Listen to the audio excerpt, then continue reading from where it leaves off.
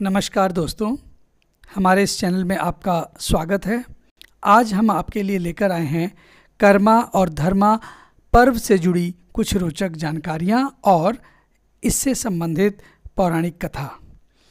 कर्मा और धर्मा इस त्यौहार के प्रमुख देवता होते हैं और इस दिन इनके प्रति श्रद्धा और आस्था प्रकट की जाती है।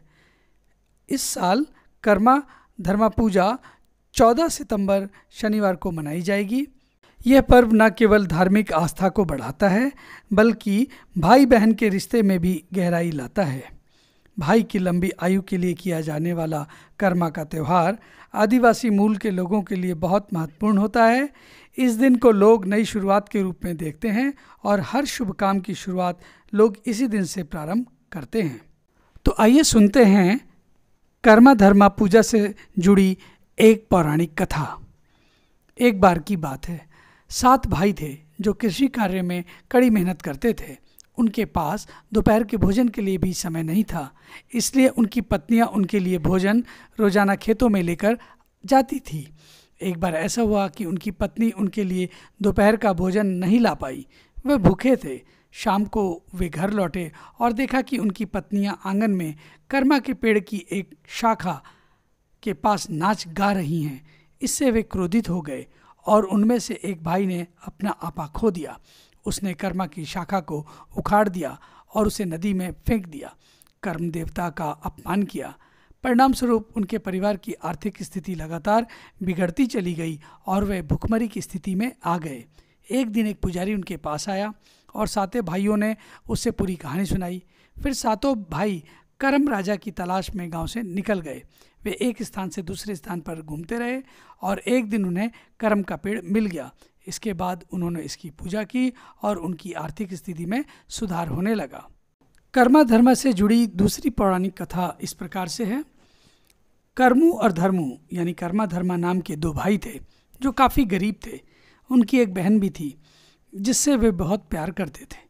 उनकी बहन कर्म पौधे की पूजा किया करती थी और चारों ओर नाचते गाते रहती थी। एक बार कुछ दुश्मनों ने उस पर हमला कर दिया तो उसके दोनों भाइयों ने अपनी जान की बाजी लगाकर अपनी बहन को बचाया था। तब से बहन ने कर्म पौधे से अपने भाइयों के लिए खुशी, सुख और समृद्धि मांगी तथा दोनों भाइयों के साथ कर्म देवता की पूजा हर्षोल्लास के साथ करती थी। तीनों का जीवन सुखमय था। एक बार बड़ा भाई कर्मू काम के सिलसिले में परदेश चला गया। बरसों बाद वह बहुत धनी होकर लौटा। उसका छोटा भाई धर्मू और उसकी बहन कर्म वृक्ष के नीचे कर्म देवता की पूजा में वे लीन थे तथा बड़े भाई कर्मू के स्वागत में नहीं गए। क्रोधित होकर कर्मू ने कर्म वृक्ष को उखाड़ नदी में फेंक दिया। उसके पश्चात कर्मू और धर्मू का जीवन कठिनाइयों से गुजरने लगा और उनकी भुखमरी की स्थिति पैदा हो गई।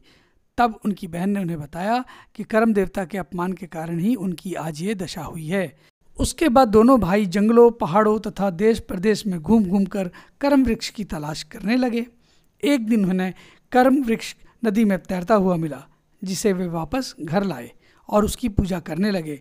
उसके बाद दोबारा उनका जीवन सुखमय हो गया।